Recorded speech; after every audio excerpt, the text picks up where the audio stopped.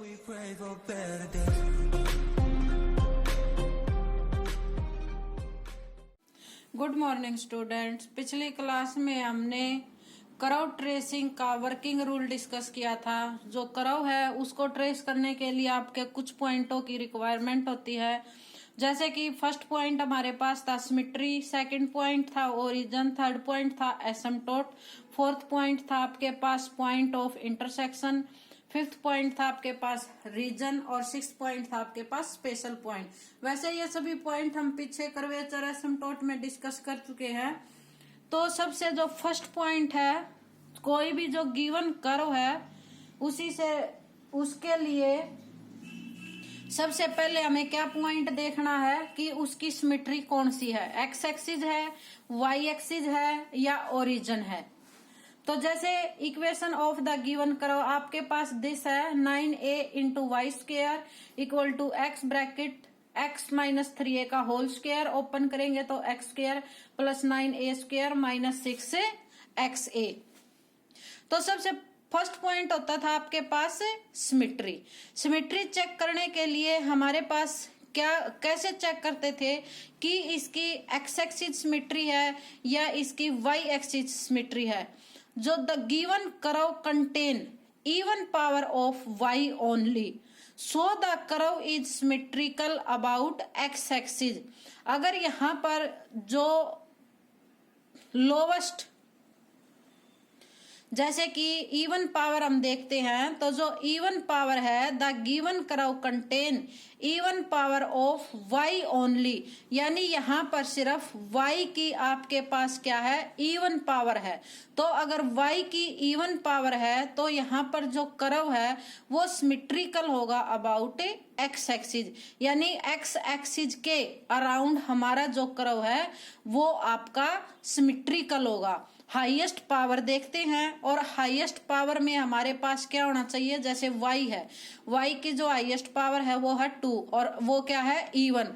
x की जो highest power है वो है आपके पास 3, तो ये ओड है, इवन होनी चाहिए थी। तो इवन ओनली क्या है, y की पावर है। The given curve contain even power of y only, so the curve is symmetrical about x axis. अगर y की इवन पावर है तो x एक्सिस सिमेट्री होती है, अगर x की इवन पावर है तो y एक्सिस सिमेट्री होती है।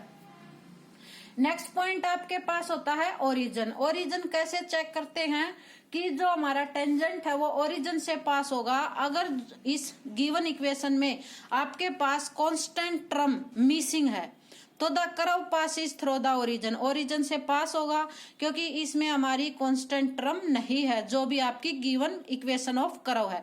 The tangent at the origin are given by, उसके बाद हमें और टेंजेंट फाइंड आउट करने हैं ओरिजिन पर। तो हम क्या करते हैं, जो लोवेस्ट डिग्री होती है उसको 0 के इक्वल करते हैं, that is x equal to 0। तो x इक्वल टू 0 है तो किस पर होती है, y एक्सिस पर, यानी y axis is the tangent at the origin, यानी जो y एक्सिस है वो हमारे पास क्या है, ओरिजिन पॉइंट पर टेंजेंट। थर्ड पॉइंट आपके पास होता है कोफिशिएंट, सॉरी एसिम्पटोट। एसिम्पटोट के लिए हमें parallel to x axis find out करना है, पैरेलल टू वाई एक्सिस।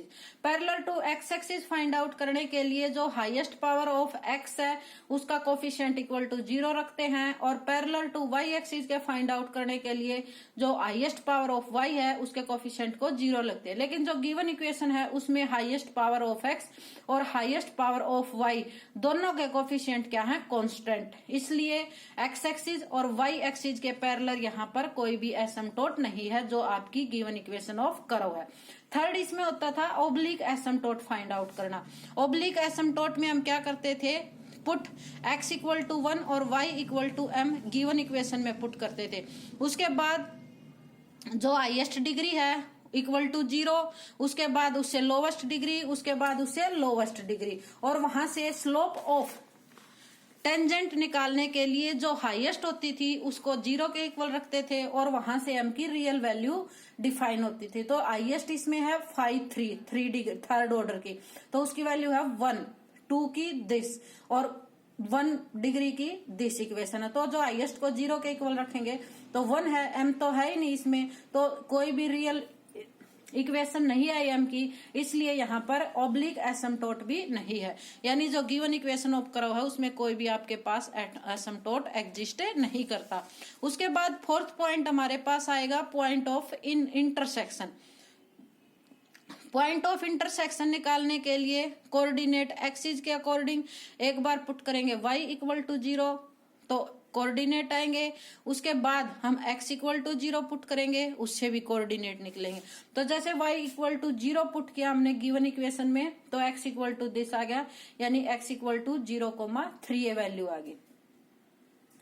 तो these curve intersect x axis, यानी जो गिवन कर्व है x 0 y क्या था 0, x की वैल्यू क्या है 3a, y की वैल्यू क्या है 0, यानी इन पॉइंटों पर जो हमारी कर्व बनेगी वो क्या करेगी intersect. Put x equal to 0, x equal to 0 put करेंगे तो हमारे पास क्या आ गया y इक्वल टू 0, यानी 0,0 जो हमारी कर्व है वो ओरिजिन पर भी क्या करेगी इंटरसेक्ट करेगी, क्योंकि इसमें एक ही पॉइंट है 0,0। उसके बाद नेक्स्ट हमारे पास है टेंजेंट फाइंड आउट करना। जो भी हमने कोऑर्डिनेट निकाले हैं तो ओरिजिन है, ओरिजिन से अलग आपके पास पॉइंट था 3a,0, तो शिफ्टिंग द ओरिजिन करके स्मॉल x की वैल्यू क्या आएगी capital X plus 3a, small y की वैल्यू क्या आएगी capital Y plus 0। First equation में हमने पुट किया, फर्स्ट इक्वेशन में पुट करने के बाद दिस इक्वेशन बन गई। उसके बाद the tangent at the origin find out करना है, तो tangent at the origin find out करने के लिए आपके पास क्या प्रोसीजर है, जो लोवेस्ट डिग्री होती है उसको इक्वल टू 0 रखते हैं। तो जैसे लोवेस्ट डिग्री 2 है तो दोनों जो 2 की टर्म थी इक्वल टू रखी, तो y इक्वल टू आपके पास आ गया plus minus x by √3। The tangent at the new origin are क्या है रियल और डिस्टिंक्ट। तो इस कंडीशन में जो पॉइंट है वो हमारा क्या होता है गिवन पॉइंट इज नोड, और नोड का हमें पता है कि उसकी फिगर किस टाइप से बनती है। नेक्स्ट पॉइंट है आपके पास रीजन फाइंड आउट करना। रीजन फाइंड आउट करने के लिए जैसे कि जो सूटेबल हो x इक्वल टू निकाल सकते हैं या y इक्वल टू, लेकिन y इक्वल टू निकालेंगे तो y की जो सेकंड ऑर्डर से हाईएस्ट टर्म होगी उसको नेग्लेक्ट कर देते हैं, अगर x इक्वल टू निकालते हैं तो जो x की हाईएस्ट टर्म होती है उसको नेग्लेक्ट कर देते हैं। तो value of y are real, real कब आएगी जब आपके पास x की वैल्यू क्या होनी चाहिए ग्रेटर देन इक्वल टू 0। अगर x की value greater than equal to 0 है तो जो हमारा कर्व है वो किस साइड एग्जिस्ट करेगा राइट साइड में, क्योंकि पॉजिटिव लेना है तो curve lies on the right side of the x axis. Next आपके पास है स्पेशल पॉइंट फाइंड आउट करना। तो जैसे y इक्वल टू दिस था plus minus x minus 3a by 3 root x by a, तो फर्स्ट डेरिवेटिव निकालेंगे, यानी जो हमने y equal to something equation निकाली थी फर्स्ट डेरिवेटिव डिफाइन किया dy बाई डी एक्स निकालने के बाद इक्वल टू दिस इक्वेशन आ गई, dy बाई डी एक्स को इक्वल टू 0 रखा तो x इक्वल टू आपके पास आ गया a।